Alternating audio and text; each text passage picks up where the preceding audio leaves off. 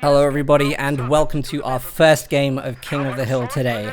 On the north side of Khan we have Zarok, our favourite MG spammer. He's instantly locked in with the mechanized doctrine. We have a incredible Fahu. I cut you off a little bit there. This time it's you that's muted, not me. Ah, well done. At least we've reverted roles in this week. But on the south side of the built-up French northern city, we have not yet incredible Fahu. Who's playing the Brits, Daniel? Yeah, interesting choice. I've never seen Fahu play the Brits before, so I think this will be interesting. Excited to see this. We're excited to see the map Khan because we asked for this map to be played today. Now, some people in chat saying, oh, Axis won't win on this map. It's a difficult map for Axis. Well, I mean, that's true. Allies have a good time. You know, they've got a lot of squads running around the field. They're good at close range. But Zarok will be able to shun them off with the Assault Grenadiers. Shun them off with the newly buffed Assault Grenadiers. These guys have had a lot of renovations, trying to make them a more resilient unit that will last longer into the game. Nearly every stat of theirs has been buffed, including glitches to their grenades most recently in 1.8. We saw an intermediate level player play them last week, but Zarok is in the top 50, so I'm going to be keen to see how he utilises them.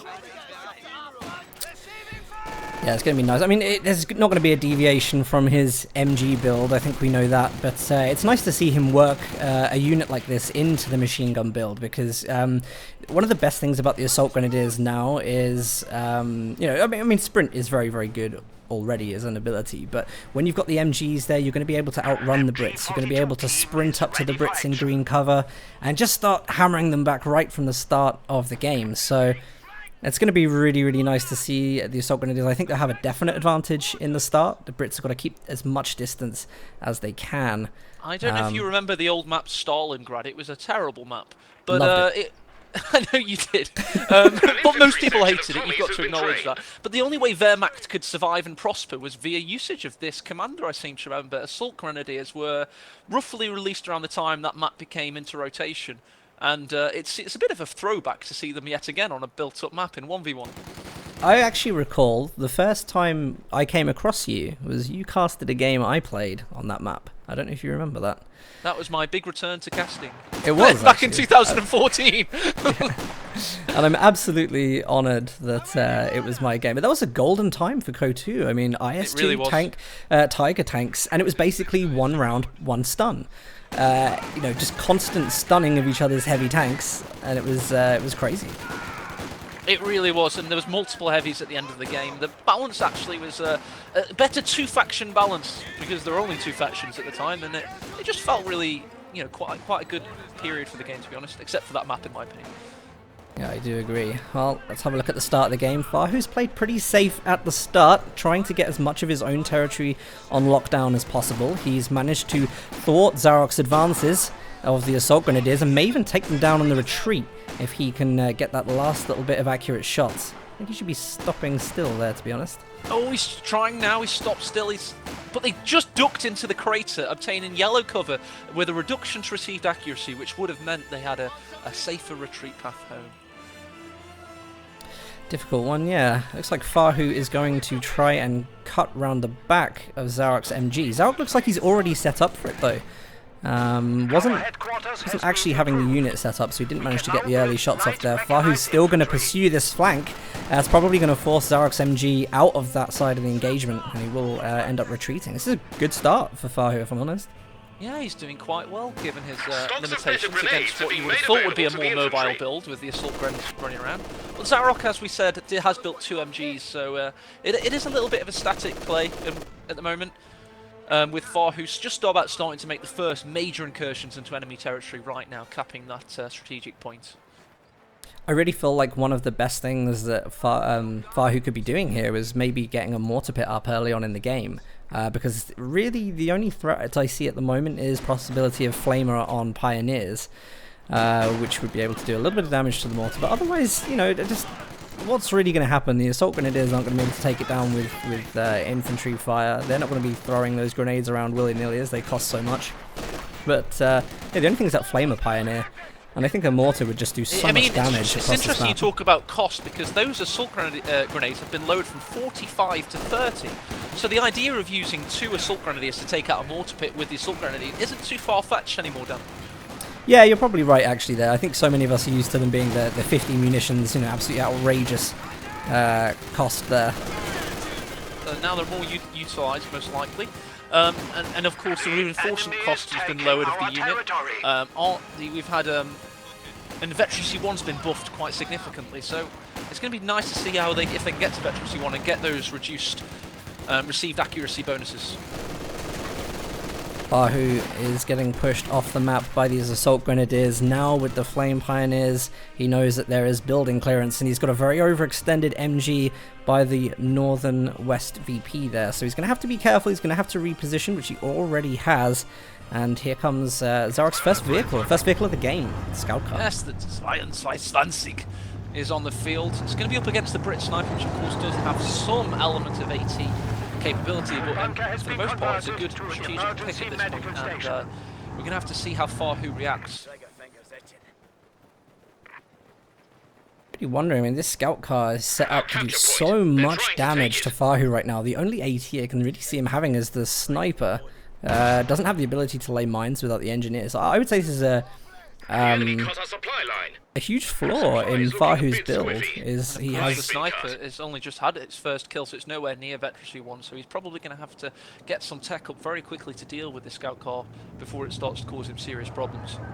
Zarok has spotted that straight away and tries to close a little bit of ground with the Sniper.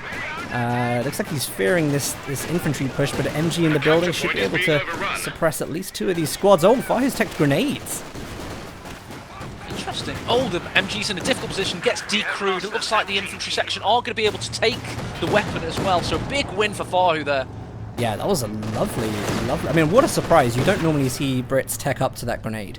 And that really worked. Cleared the building, managed to get the MG now. He's taken that building for himself. It's a big early pickup. The big early pickup, but he's got to get that pickup because he's lost nearly all of the map at this point, so he's got a bit of work to do in trying to recap his own territories. Trying to take one of our points. Here comes the counter pick, what you should have expected. The AC is about to hit the field. I think that was possibly the obvious choice there. Is there going to be another Scout Car for Zarok? That's going to be his kind of AT mobile on the field right now. AC is a good choice, I think, actually. It's going to be good protection for the Sniper as well. As long as Fahu plays slow, I think he's in a very, very good position. Interestingly, the Sniper's already 60% of the way to Veteran 1, so although the AC possibly could be taken out by both Scout Cars working in unison, if one of them gets a critical on its engine from the Sniper, the AC will make quick pickings of it. Absolutely no let-up whatsoever from Zarok's MG build. He's actually going to go for another one. I don't know if Zarok knows how to play anything else, if I'm totally honest. I think he's played so much MG over time. There we go, the AC with its first shot there. By the way, the AC has a slight nerf to its anti-infantry capabilities yet again in 1.8. It should now mostly be nearly entirely a vehicle deterrence. Perhaps have another nerf to its infantry capabilities. That almost makes a double Scout Car a risk, really. I think with some of the increases AC has had. It's quite a threat to a double Scout Car build. It really is. To be honest, I wish there were merged notes, because I'm really struggling to get to the notes I want to read as quickly as I want to. So please, if Mr. Smith is in chat, if you've got merged notes, if you could link them, I'd be so happy. Well, let's have a look at everything going on so far. Fahu is 18 kills for 2 losses right now. Zarok is taking an absolute hammering in the manpower department. However, we are going to start coming up to that section of the game where Mechanized Assault can start its call-in runs. Now, there have been some changes to those, but it'll still probably be effective against the large infantry on the field from Fahu. Yeah, I mean, the Stug E is in an interesting position now. That's had various changes also to really define its role as an anti-infantry deterrence. So you're going to see Zarok's army's going to have a lot of anti-infantry. So maybe these Panzer Grenadiers he's building, they'll be the Shrek platform to help deal with the AC and obvious Cromwells in his future. Have we seen any mines go down yet from Zarok? I don't think we've seen... nope, no telemines at all. I mean, telemine would change the game here completely. You know, taking the AEC down instantly is such a great benefit if it does push too far. These maps with alleyways, streets are great for mines. It's probably them and mortars, surprisingly, are two features you always expect to see on urban maps: mines and mortars, because they take advantage of the architecture, etc. But not in this case, seemingly. Yeah, it's surprising not to see the kind of indirect fire options you'd normally see on a map like this. I think it makes a more interesting game, though, for sure. And there's a lot of little I think so. cover engagements going on. I always, before even casting, for example, a 2v2, I check how many indirect fire units have been built in the game in the replay analyzer, because it's always more interesting to me to cast a game that features mobile infantry, light vehicles, makes for an exciting game, and this game is building up rather nicely. Yeah, it really is. I just think this is going to be a nice skill tester game. When you don't have indirect fire trying to blast the occasional unit off of everything, I think, you know, they're going to be having to manage their engagements a hell of a lot carefully. There's going to be a lot more focus. Fahu's, you know, undoubtedly got a lot more to focus on right now, but fortunately his units excel in good cover. It's never a problem having too much of an army to focus your micro on. One would argue that having the reverse of that problem is probably a worse position to be in, and it seems Zarok's army isn't quite so large at the moment thanks to his early loss. I'm a little bit confused as to what Fahu's expecting here. I mean, he's not gone for anything that's doctrine related, call-in. He knows what Zarok's doctrine is, so I'm surprised he hasn't picked one himself yet. But I mean, he's instantly gone in with double AT gun at 11 minutes, and he's got the AEC. It's a hell of a lot of anti-armor, and I guess maybe he's trying to hard counter the scout car build early on, just to kind of put him on the back foot. Or maybe he's expecting an early Panzer IV. It's a really difficult one, but I think double AT gun here is early, but he's still floating nearly, you know, 390 manpower. He can build these things. He's managing just fine. Yeah, I think this is a little bit of respect to Zarok, who's been consistently playing KOH-2 at a high level for the last several months. Fahu does have his absences and comes back into the game, so he may have a little bit of a conservative edge to his strategy, and that might be what we're seeing in this particular game. I think it really does go to show how important indirect fire is at breaking up games like this. It's very static at the moment. Two players, you know, trying to find any gap in a front line. There have been mines placed down now from Fahu, so he's possibly expecting Zarok's going to try and hit one of those gaps really hard, get caught up, lose a vehicle. Zarok has actually found a little way around the sides behind Fahu's army. This will dislodge him from the middle. This is a good tactic. He's either going to get double fuel, leaving Fahu sitting around in mid, or he will draw Fahu away, where maybe he can start breaking center a little bit more. A good point is Stug E's would absolutely ravage his high priority British infantry. So perhaps because obviously he knows what Doctrine Zarok is, he's protecting himself against the Stug E rush. Maybe he fears the Stug. Yeah, it's quite possible. I mean, the Stug changes, I haven't seen too much of the new Stug E versus infantry in the new change. Like, I've seen it doesn't do too well against the T-70 anymore, you know, the change in shell, the change in fire mode. But yeah, I'll be very interested. We can see Zarok here is going for some kind of really long flank on both sides. It's a little bit fragile at the moment. Yeah, it is. It's going to be interesting. Nicely, he's leading with the Royal Engineers sweeping the S-mine, so he's going to be able to possibly even wipe this Pioneer. Zarok has to be really careful in the west. Yeah, that's a really late retreat. He's definitely going to lose that unit. I'll be shocked if he gets away with that. Oh, and he drops the Flamer as well, which is so risky. I mean, let's make a little... I mean, you really do want to retreat equipped units first, right? I mean, I'm not alone in doing that. When I see a unit it's upgraded, I'm like, you're getting out of there with 2 guys left. You know, I'm not going to keep it around. That was a mistake there by Zarok. He should never. Hey, I was watching some interesting casts yesterday. I was trying to watch KOH-1 in its prime in about 2011, just because I've got a KOH-1 tournament to cast at the end of this month. So I was trying to get a feel for like the meta again at the top level, and I was amazed by the retreats. They were so early. It was aim strong versus, I could have been Contador or somebody, in a, like, I think it was SNF2 or maybe Game Replays from around that time, and the players about 5 years ago at the height of Co 1 retreat literally when there's 2 models down. If it's not a favourable engagement, they retreat so quickly. And I think in Co 2 we should probably see a little bit more of that from time to time. Denial of your opponent getting experience and veterancy, and keeping your manpower economy in check. 300 points. I'd like to see a little bit more of that, to be honest. Well, I mean, some of the biggest points of the game are, you know, knowing what engagements you can and can't win. If you can't win it, don't stay in it.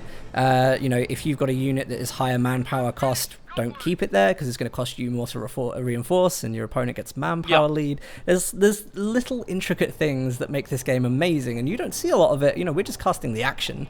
You guys can see on the resource bars kind of what's going on, but there are so many little elements going on that make the game, you know, a win or lose situation. And Zarok is hugely behind on that resource game at the moment. He has been ever since the start. The kill-death ratio completely confirms that too. Interesting with the AC, it's darting in, trying to get a few shots against the 2-2-2. Panzerschrecks have been pushed away, so this is the AC's big chance to make an early game lead against the light vehicles. Really surprised to see that he actually didn't shoot the scout car with low health. This gives an opportunity for these scout cars to wreck the AEC. One scout car goes down, AEC gets a counter shot, but this has to go down to the scout car. That is a nice little pickup. Oh! The last shot, the last remnants of its life on this earth was to take out the second 2-2-2 hero of the British Empire. Wow, that was, I mean, that's what you expect. That is exactly what you should expect in those engagements, is for AEC to win it against the 2 scout cars. It's now an anti-tank vehicle, but I mean, that was RNG, and it just got that last little shot off whilst it was veering out of control. Because, of course, it does now track targets quicker. That's one of the changes to the AC, right? Is that it now turret locks faster, so it is very accurate like that. But that's actually wiped all the vehicles off the field. The Stug E is now in, and we get to see this beast with its new fire mode. Yeah, it's got a much more different profile. It was an original inclusion in the Winter Balance mod, made it very powerful, much like a Stu 42 kind of approach, with a big lumbering projectile that blasts your units away. Then it had to receive a few nerfs most recently in, I think it was 1.6 possibly. But yeah, it's a different beast and a different animal entirely. I would like to say, by the way, although there was RNG elements in that previous engagement, he definitely should have got his 2-2-2s out of there. Yeah, I think he thought Fahu was going to target the low health scout car, which would have been an issue, but Zarok actually hit the wrong one. He hit the one that had full health, and then I think Zarok made the right choice. I think he was like, well, oh wow. Double tandem with the sniper, stunning the Stug. He gets both 6-pounders in position and decimates that Stug. Yeah, really nice engagement, bringing those 2 AT guns up. Zarok had a Stug lined up in the build. He's now cancelled that for an Ostwind, clearly feeling the effects of losing that Stug E there, and he needs to save for the Tiger late game. He can't commit to tier 3 too much after the amount that he's lost. So just when it started looking good for Zarok, I was going to say, you know, Zarok's starting to pull it back. He's got a nice little army advantage, and Fahu bringing that AT gun, both the AT guns, sorry, turns it right around. I think Fahu's tactical play has been superior in this game. His positioning has been better. His game sense has been sharper, and Zarok has fallen foul of him one too many times. Oh, interestingly, he cancels the Ostwind and he goes for the Panzer. Glider commandos can be called into battle. Orders are ready to be issued. I think because he needs a unit right now that's going to have some long stay ability, and the Ostwind is, you know, going to be specifically against the infantry. It's not going to fare well against something like the Cromwell and the AT gun. So I think he needs something that's able to be effective against multiple targets. And the Panzer IV is what's available to him. We've got a glider landing somewhere.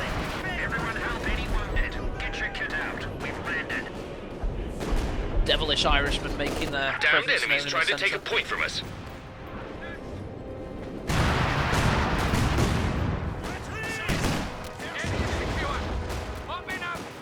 Crazy game so far, really.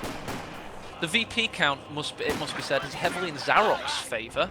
And also, it must be noted, Fahu's floated a significant amount of manpower, which is obviously because he's lost quite a few individual engagements. But it's a dynamic we must make the reviewers aware of, because that may allow Zarok back into this game, should some of the engagement start going in his favour.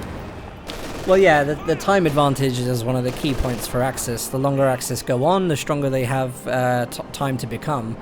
And you don't want to be dealing with late game high vet Axis. That's kind of the goal.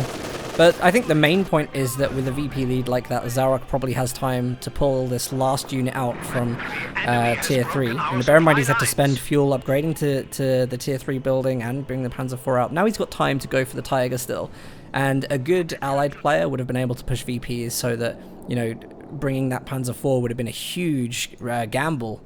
But it's not actually going to be that gamble now. So yeah, I mean, the VP is definitely controlling a bit of the gameplay.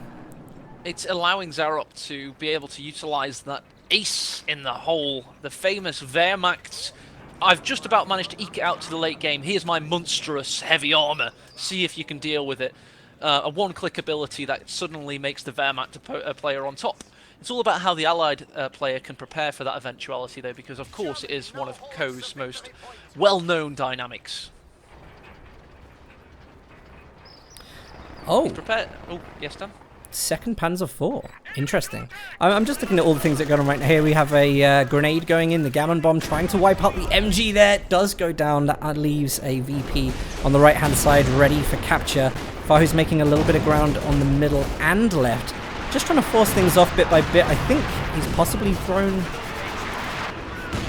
artillery. Oh, no, it's light artillery. Yes, he has. Light artillery barrage, 120 munitions.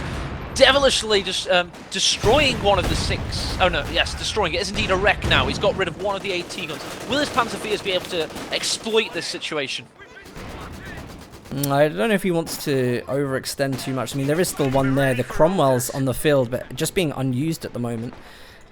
We saw on the screen a second ago, I just brought up the match statistics. So Fahu's actually not had the territory in this game. Fahu's nearly like 60 kills above Zarok. Zarok, I think, has only killed less than 20 units. The KDs are quite extraordinary, but actually the map control is really sealing this right now. Double Panzer IVs, I think, is a good idea with the Shreks.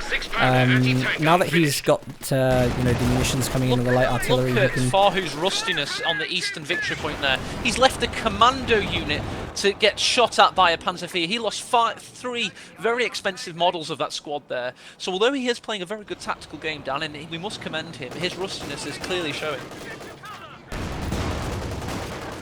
Yeah, I mean, I don't know how active Fahu is in the game at the moment. I see him playing it often.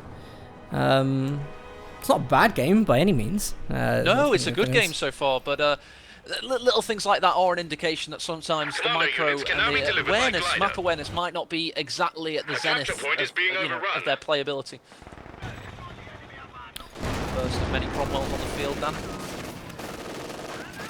I'm interested. Let's have a look at Fahu's base right now. No upgrade from Tier 3, so no hammer, no anvil.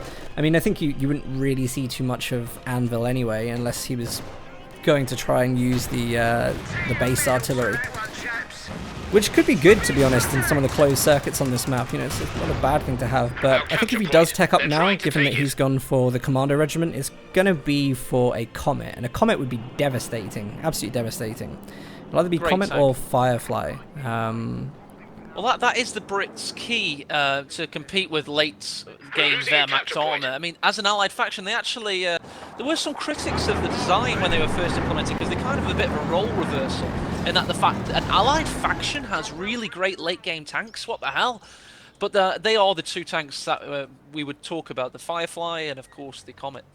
Yeah, the Firefly I don't mind as a strong late game, because it's a tank that you have to upgrade. It's not like the Jackson where it's, you know what I mean, you get a veteran C and then it works. Like, you have to upgrade it and you could get the tulips and so on. So, you know, it required some resources. But the Comet is another story. The Comet is just batshit crazy good. Like, it's comes on the field with everything you need. War speed has already been brought in from the tier. You know, it comes in with it. Oh, he's actually upgrading to hammer right now. So don't forget, Dan, this really great tank has a fantastic profile against both infantry and armor. It can also throw grenades. Wow. Yeah, and I think I don't actually know if this counts as well, because you know the crocodiles, when they get to Vet 3, you can also repair on the move. So they're throwing grenades, repairing on the move, you know, chucking out, the crocodiles chucking out flames. It's all rather hilarious.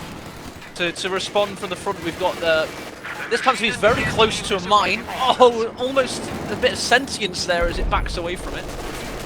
Oh, look at that. He actually forced the MG to go off a little bit. Now he's going to bombard it with the artillery barrage. Assault Grenadiers nearly go down to the mine. Oh. That was the MG42 that was stolen in the early game, so a little bit of vengeance there from Zarok. I think we're getting a counter one from Fahu, though. He's actually calling in... That's the mortar cover. That's what I thought that was... the, the huge bombing run. Supremacy. Well, that's what he thought as well, because he got out of there just the same, Dan. So it's an easy mistake to make indeed. 2 Panzer Grenadier squads. They're absolutely smashing this 6-pounder now, decrewing the second one. Yeah, it's a lovely push from the Panzer Grenadiers, actually. Oh, and what an AT... Gammon bomb! Grenade, rather, sorry.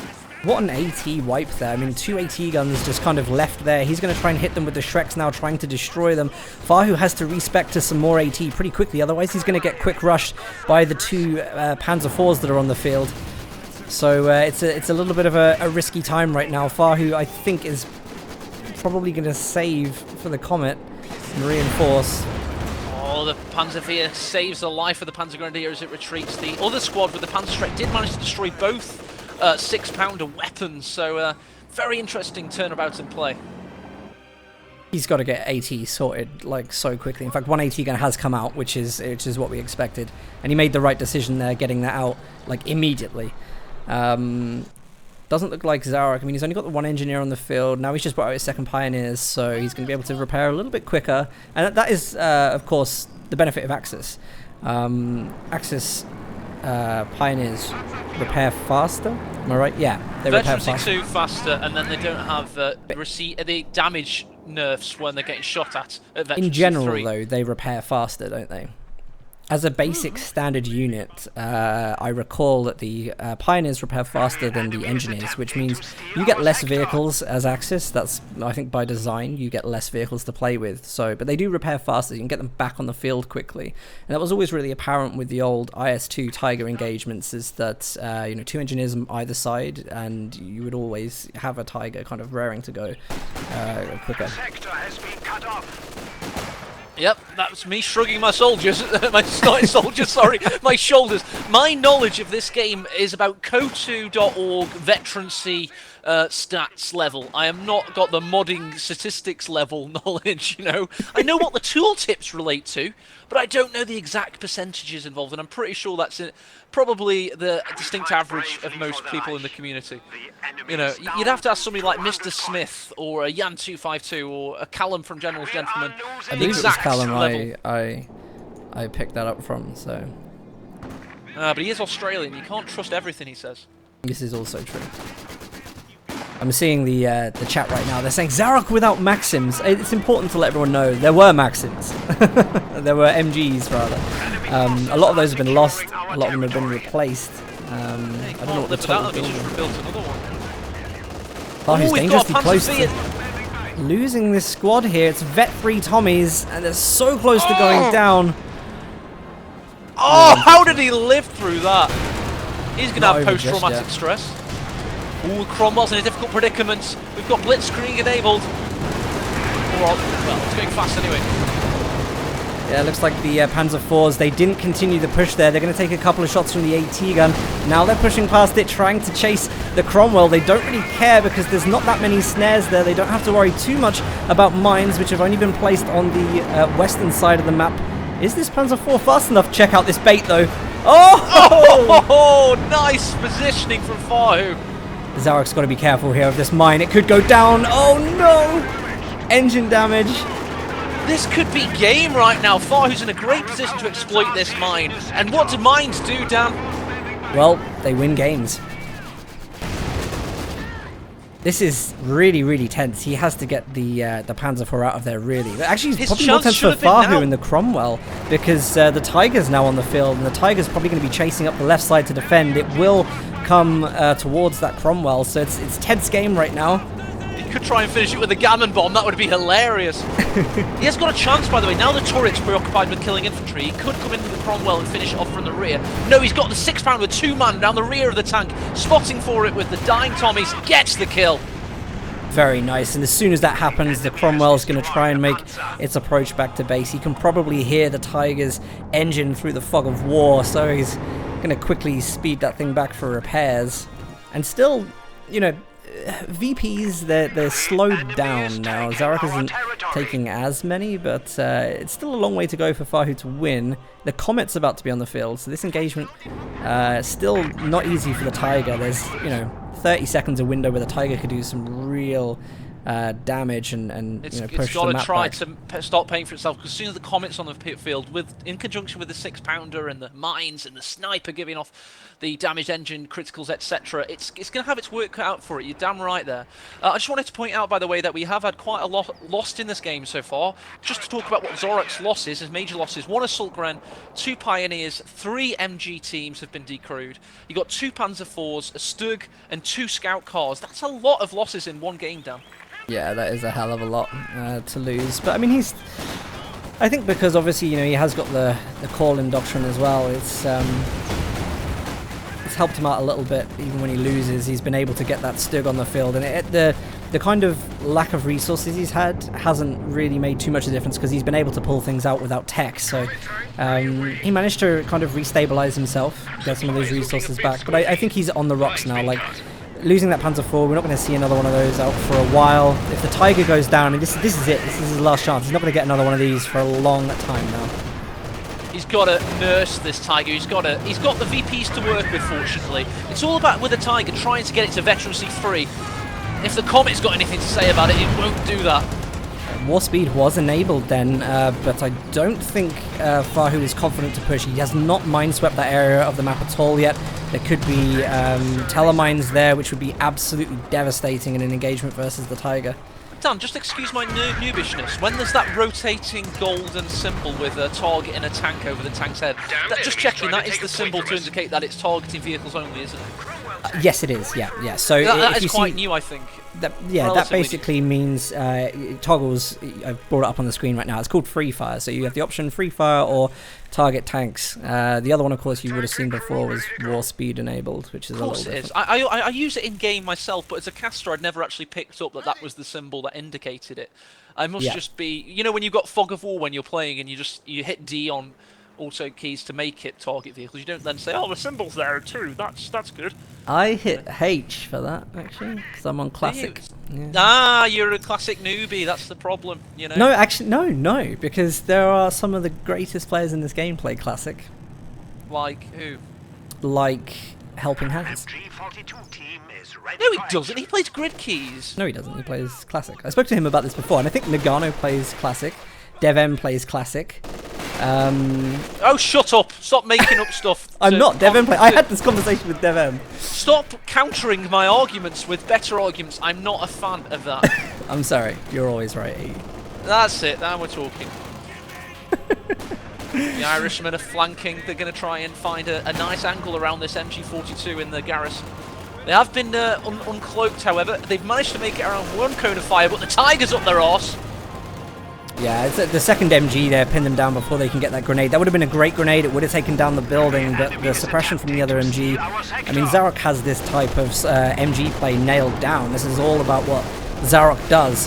But everywhere this Tiger goes, you know, at the moment, everywhere that Tiger goes means that there is a hole in Zarok's army. You know, there's a hole in the front lines. That Tiger is the absolute core point of what Zarok has to deliver retribution on the field right now. And every time he moves it away, you see the Cromwell and the Comet go and maintain other areas. And I have to say, like, Zarok has to come up with something else in this build if he's going to be able to get past Fahu's front line. You can't just beat down Brits from the front like that. So there's going to be a lot of movement here. He's got time. He's got time to do it. The Brits are an anvil, and if you act like a hammer, you ain't going to cut the mustard. You have to go around the sides. You have to try and take out the high-priority targets, bully them from the flank. Because the Brits from the front are very difficult to push through. The 6-pounder, the Cromwell, the Comet, all very quick tanks, easy to repair. You're going to have to think of something else. Oh, here comes the Tiger in the middle with the AT gun. The Comet is going to try to contest it. It now got the Vet 1 AT gun, so it will be able to use its sprint faster ability. Did have mortar rounds go in this time. The Comet has just excellent accuracy on range. I mean, really, the shots it's delivering to the Tiger. I just don't know how well the Tiger's going to do without the right infantry army to support. Well, it has got some level of support, but you've got to consider he's only got 2 actual frontline infantry units. The rest are MGs.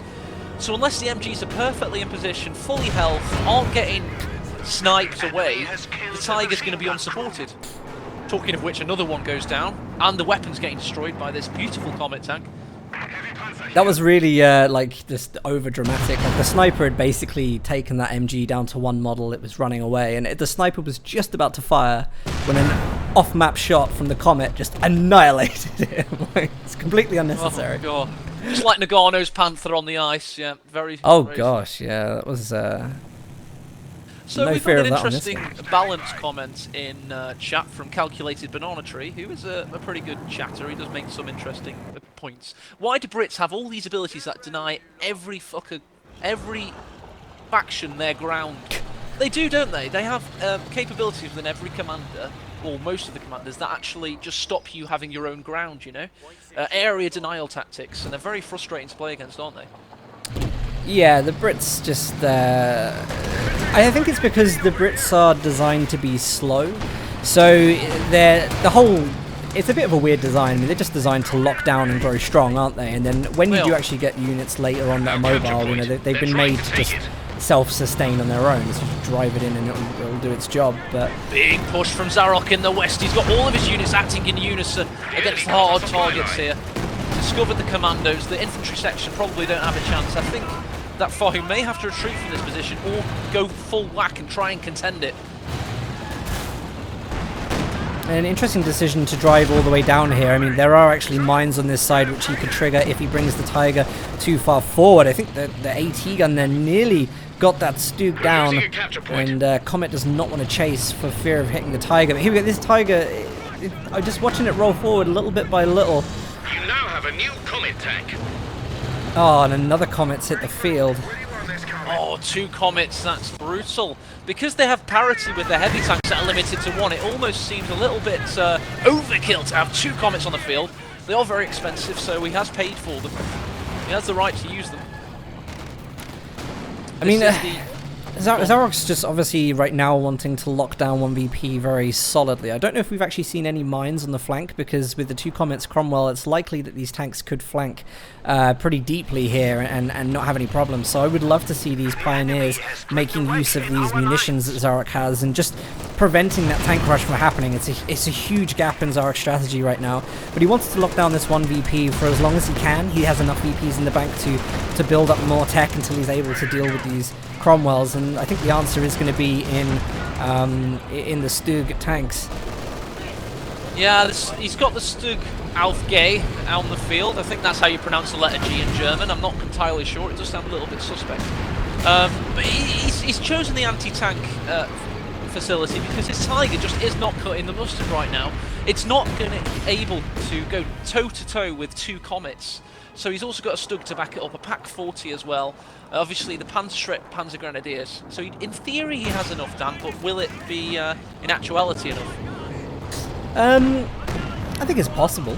It doesn't sound like you're very enthusiastic about it. Well, I'm just thinking how the game is going. I mean, 2 Comets are incredibly frustrating to play against. They'll win a lot of engagements, you know, whether you believe it or not. But I'm really worried about this mine. Zarok has nearly driven towards this mine very closely a number of times. I have a feeling he is going to make a push down that gap, and when he does, those Comets will come in and shred him. And he just can't afford to lose the Tiger. Like, I really want to see the Minesweeper Pioneers on the front lines right now, but they've just been repairing tanks the whole time. And, you know, they need to be doing their job, which is minesweeping. He needs to make sure that all his ground is locked down. He's now not getting any resources as well, because Fahu's just been decapping everything. He's done a great job. He's used 1 unit, just 1 infantry section, has gone around the entire eastern flank of the map. But that is because Zarok has allowed him to. He's tried to take up an area of the map that is more openly spaced, which is where Wehrmacht prosper. But in doing so, he's pretty much left the entire urban area available to cap. My worry is air supremacy has just been... The munitions for air supremacy have just come in. And Zarok is going to get pushed off of that left side completely. And when that happens, full map control for Fahu. It's going to be like endgame right here if he doesn't realize this. He must know that it's commandos. When this ability comes down, you do not want to leave anything on there. Zarok's micro is going to be tested. He's going to have to retreat all these units, get everything reversing, get it out of buildings. And Fahu's just waiting. Fahu's like, you know, he's got everything he needs right now. He could probably pop more to cover with this ability if he wanted to in another territory. So, yeah, I want to see Zarok come away from here. I think this is, if he knows the commander pick, I think he it's really going to be brutal. needs... I'm just having a look on the attack map now. It's a massive area for exploitation. And it's going to be, you know, it's going to be like New Year's Eve when the fireworks come down.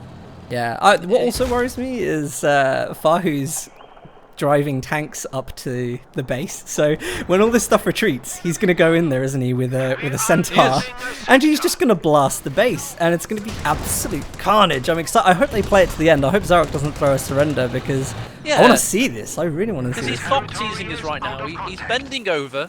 He's showing us what he has on display, a giant gaping base hole, and he's saying, "Come on, Fahu, do your worst." So if then he gets like nervous at the last second and says, "Sorry, I don't think I can commit," I'd be upset by that.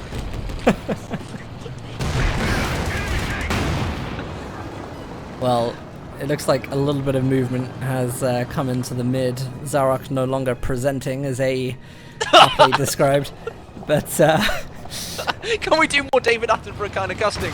And what's this? Zarok, in a dance as old as time, is bending over and presenting.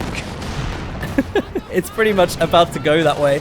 We have a Cromwell that's coming round on the flanks right now. Infantry have pushed through the centre. We still don't have a supremacy call in from Fahu just yet. There we go. It's been called down on this retreat point here, so everything's going to have to move. There's no movement from this Cromwell on the right, so he could really be capitalising on this, but there's no movement from Fahu. We need to see these units move. The Stu gets cut off by the Cromwell.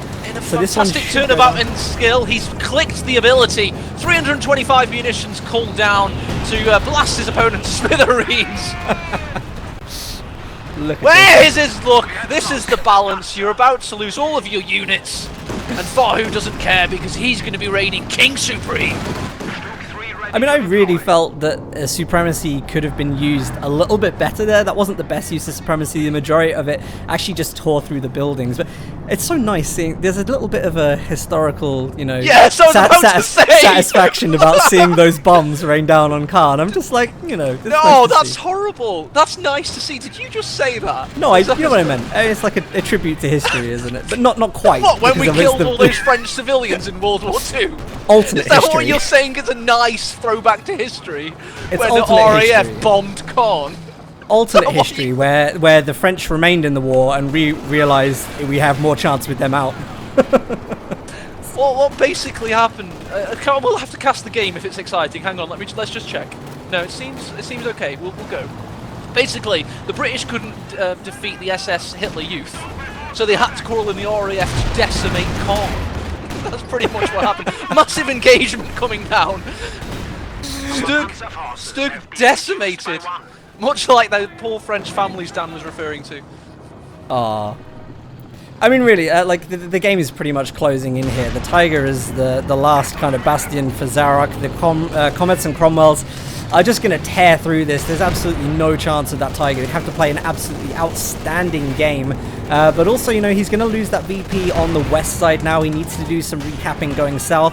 As soon as he spreads his army out, though, the Brits are just going to keep penetrating that front line. It's going to be absolute carnage from this point onwards. Carnage! Great pun there, Dan. This is the Wrath of God. As the Tiger trying to just stay alive for Zarok here. This is one unit, it's one vestigial of an army. And he's got to try something. He's got to try it quickly because Fahu's looking to reign supreme. Did I just make an unintentional pun on Khan? Yeah, and I came back with one of my own. I mean, we're on that was great. Now, Dan. That was absolutely great. I didn't even know. I didn't even notice. Carnage. Amazing. Gonna write that one down. Yeah, you're so witty. So witty. It's pretty brutal. This is Brits in a sense. Everything that's ever been OP about Brits. One-click indirect fire area denial abilities. The Centaur, if you remember, that's what won got Aimstrong to the finals of OCF. Do you remember when that was ridiculous, when it first got released? The Centaur, I mean, the Centaur's still pretty good, if I'm honest, but that was unbelievable. Like, that tournament was just dominated by that one unit. That was well, it's like, almost like Aimstrong, like, this old pro that's not even that good at the game anymore, just said, right, okay, I'm going to have a look at what works and what doesn't. Like, right, this unit's insanely overpowered, let's just build this. Oh, like, look, I'm in the final. Oh, that was brilliant, though. It's one of those units, like, what does my opponent have that I could counter? Oh, here's infantry! Let's build a centaur so we can make it just vehicle to vehicle. He got one out in 6 minutes, I think, against like something like Korean Army, I can't remember exactly. And then the match only lasted 8 minutes.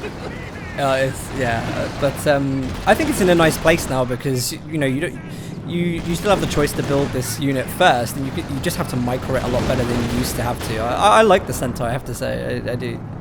It's not bad now, definitely. It's also an essential unit if, I mean, a lot of people don't really see this because if you're watching high tier games, if you're watching a lot of meta, you won't necessarily grab it, but the Centaur's like a great unit when players are playing assault support as the Austere, because they get that 6 CP airstrike, you know, the loiter plane, and that's really like the only anti-air that Brits have, so it's always one of those units that has to be relatively cheap. But you do kind of sacrifice a lot if you build it first over the Cromwell. Yeah, the Cromwells you go to, then you build 2 Comets, then I always find then it's time to build the Centaur. Great build!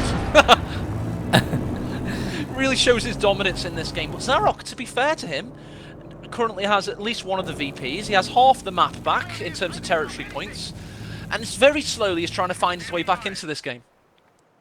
It's really delicate.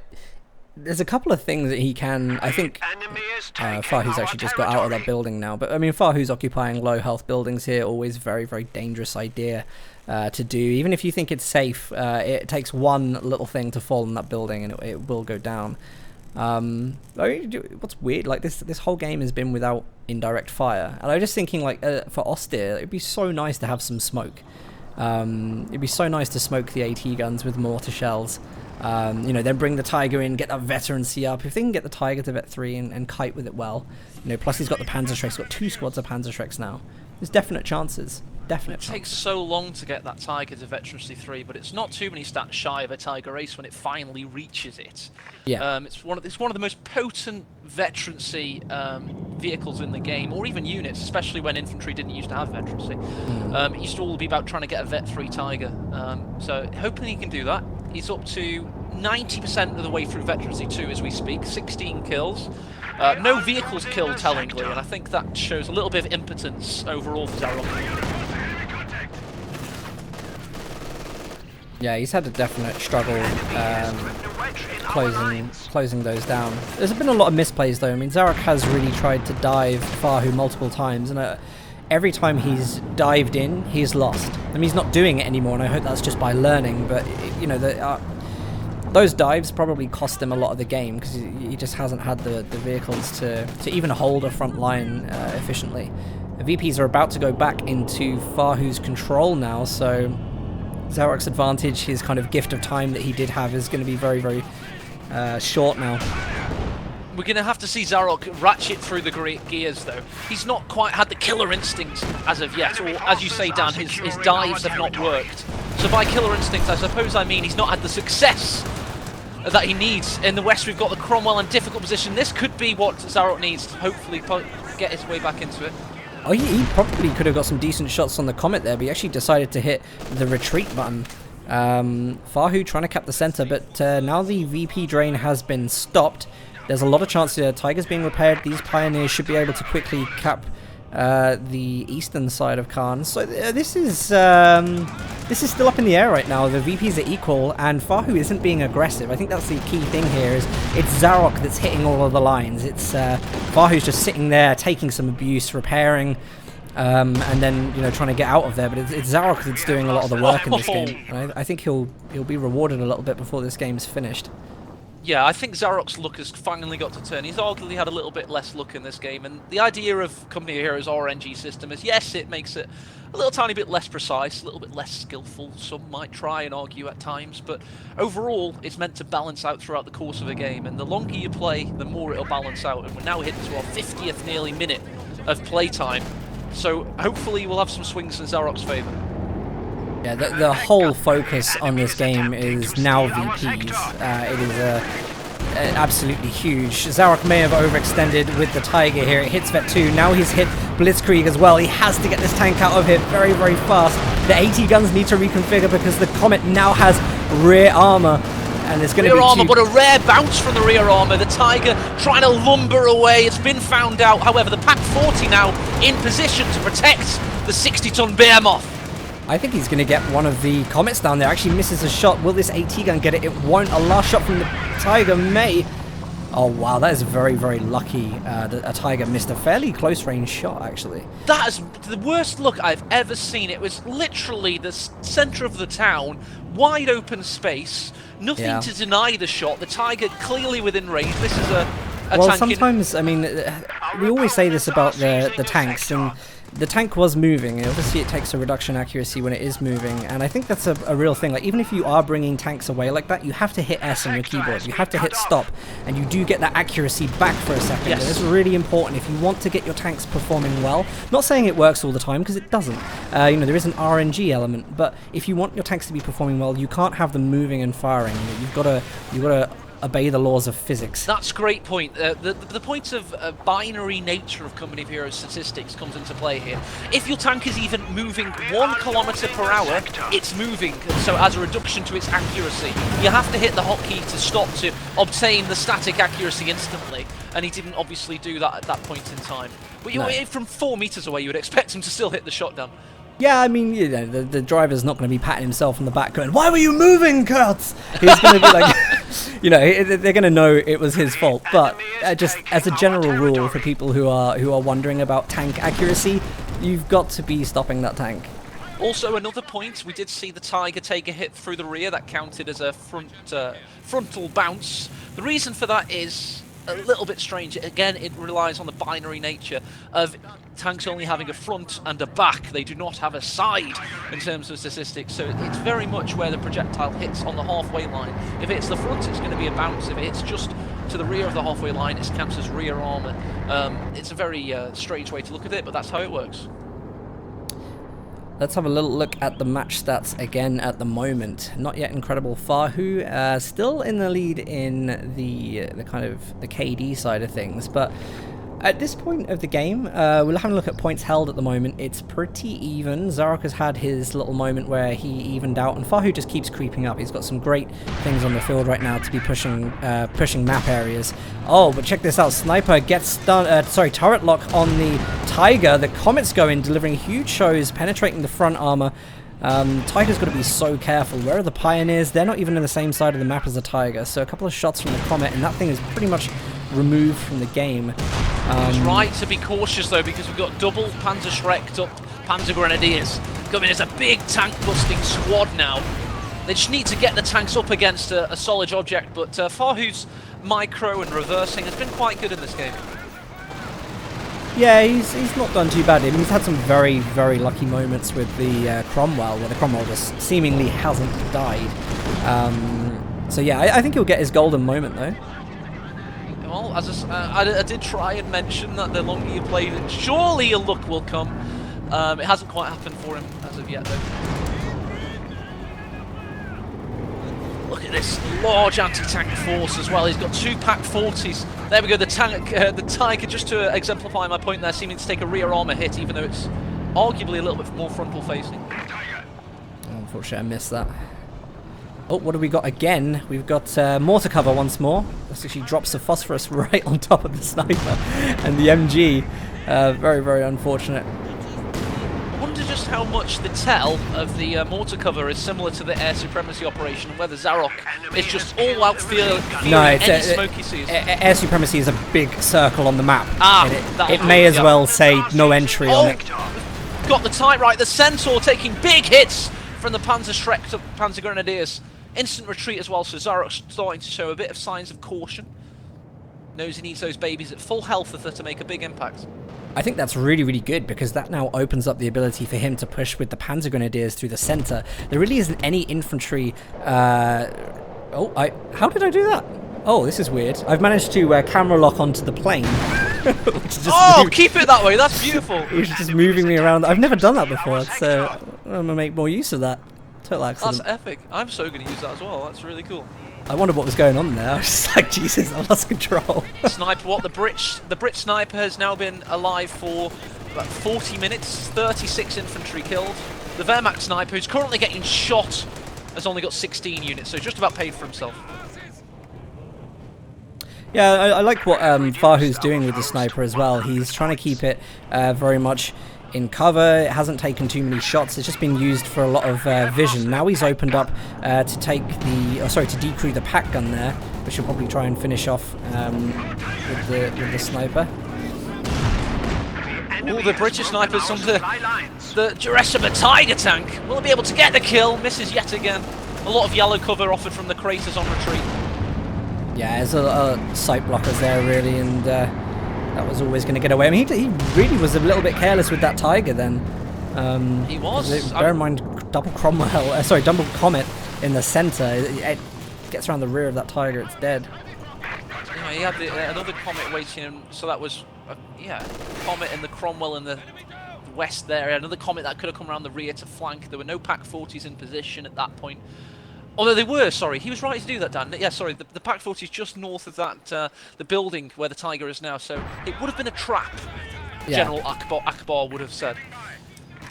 By the way, Torniki in chat, no, you only have to click the portrait icon if you're in like normal gameplay mode. It's just apostrophe if you ever need it in replays. So I'd accidentally clicked it while scraping across the screen. I was like, what the hell is this? Okay, let's pick a winner then, Dan. Who do you reckon is going to win, given the current situation? Fahu, 96 victory points.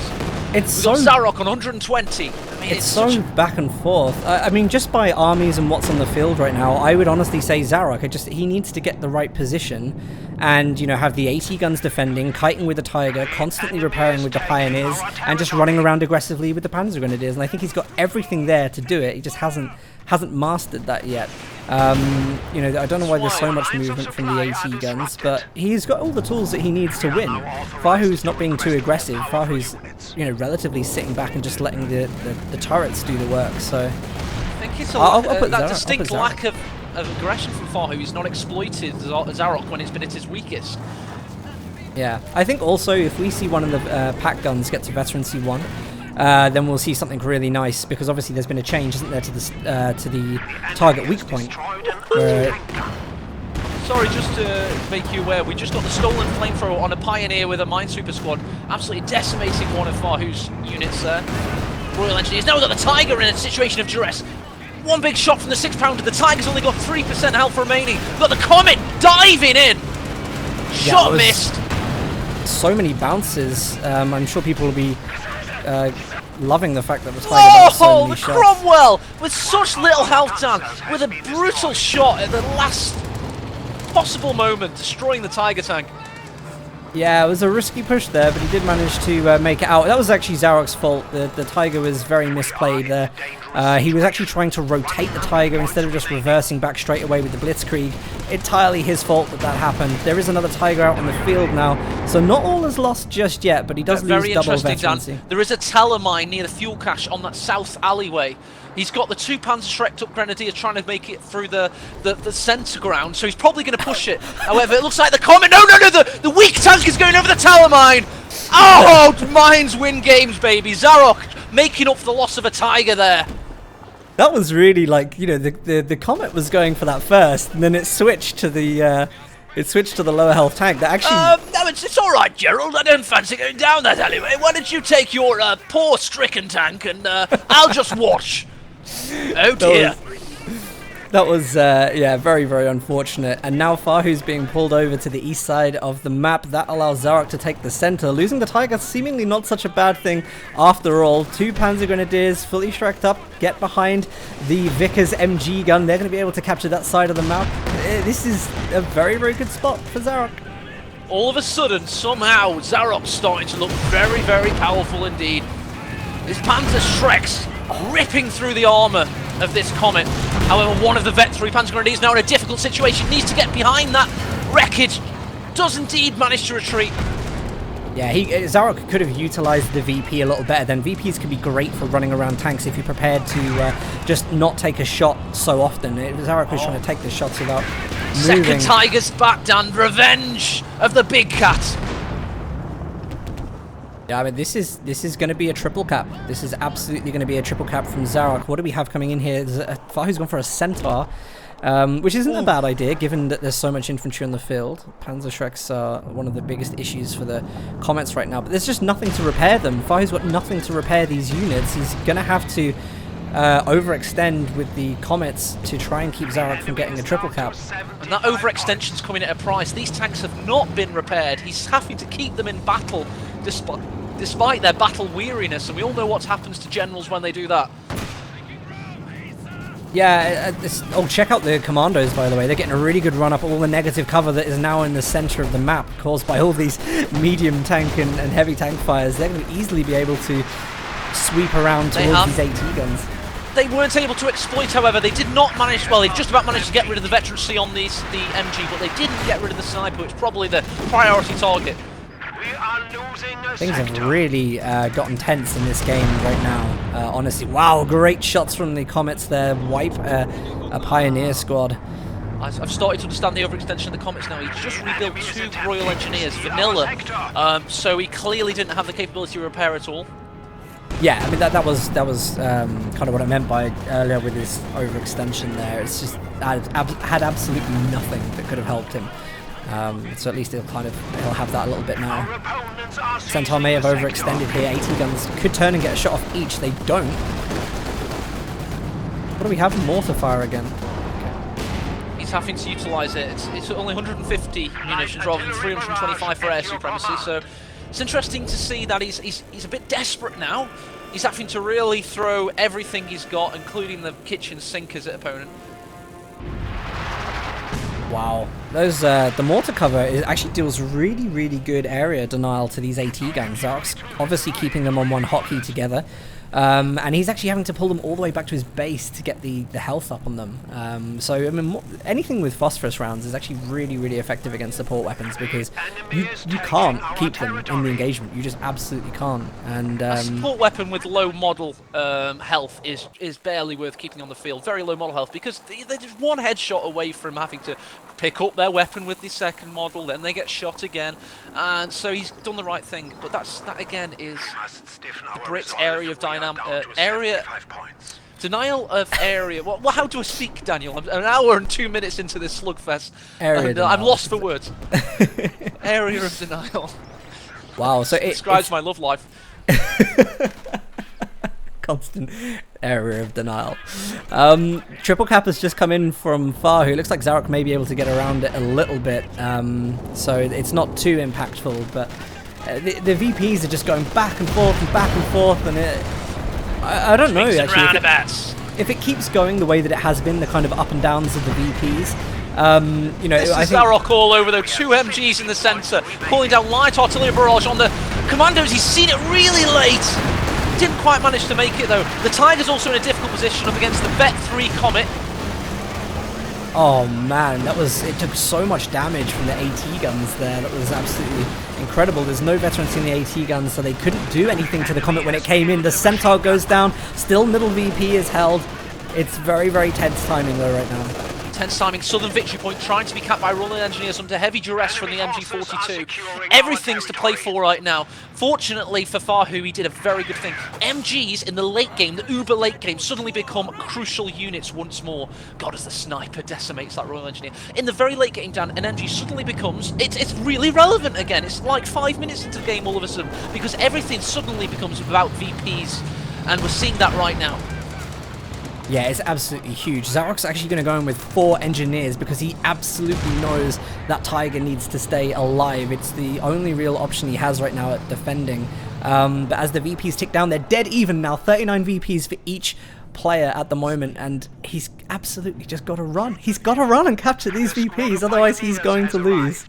He's really got to. He's got to push hard. He's got to try and maintain control of the other, and it's going to become a very crucial game about those micro decisions you make after an hour and 4 minutes of playtime. You've got to make split decisions that have just got to be perfect. Otherwise, you're screwed. If anything goes wrong, you give your opponent the last push and the last chance they need to cap a VP and beat you. Look at these engineers repairing this Tiger. That's going to be repaired so quickly. I hope Zarok actually just kind of goes for it here. He's got so many opportunities where he could, but this is a huge problem in the middle. 80 guns left completely unguarded against this. Light artillery utilised. He's got to do it, Dan. He's got to throw everything he's got at his opponent right now. Yeah, this is going to work against him, by the way. Part of the 4 Pioneer build, I think, is that he can recrew all of those things in the middle. You don't want to be dropping the light artillery on those units right now. But it's working, Dan. He's got his experienced Vet 3 Panzer Grenadiers in the north. He's capping the middle. He's got his Pack 40s waiting. The Tiger's now got full health. Now it's Fahu's turn to respond. Will he retaliate? Will he see the danger and win this game once and for all? Oh, this is a real tense one. The Tigers there, the 2 Comets, they're going to go straight up the middle of the map. It doesn't look like any flanking is going to be utilized by Fahu. 2 VPs now in Zarok's favor. All he has to do is hold. We have veterancy on one of the AT, 2 of the AT guns now.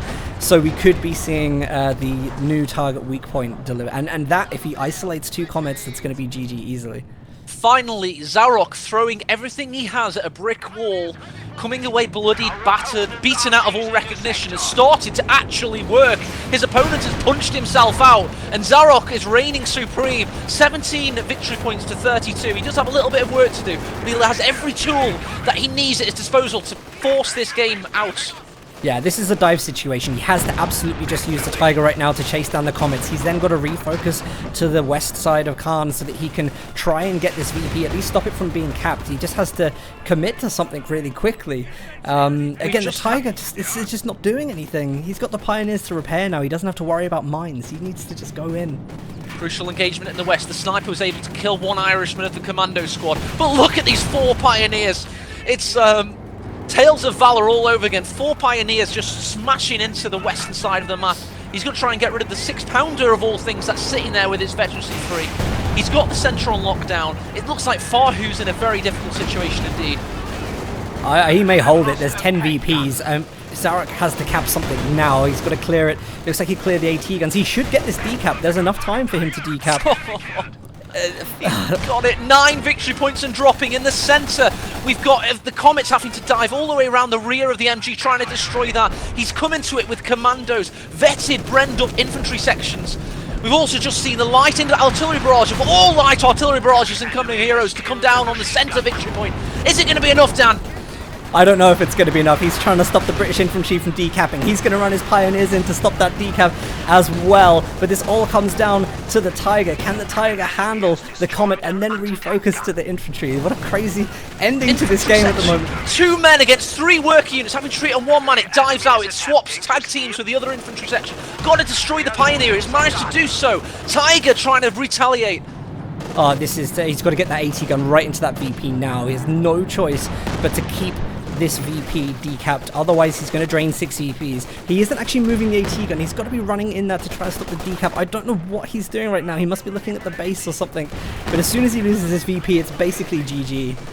It's so GG. He needs to throw everything he's got, and he just hasn't quite got enough at the moment. It seems that Fahu, despite the odds right in that last second, just about had the muscle to survive, and that's exactly what he's managed to do. Infantry section down, 2 VPs remaining, Pioneer capping. Is he going to be able to make it? So close, Dan. It can't be done. It cannot be done. Oh my god, that ended up being a really good, fun game. That was incredible. So many opportunities for Zarok to close that, and Fahu just... I need a cigarette. Fahu just held that really, really well. And do you know what's unusual? Just like no indirect fire in that game whatsoever. There's so many cover-to-cover engagements and flanking. Really, really good game there.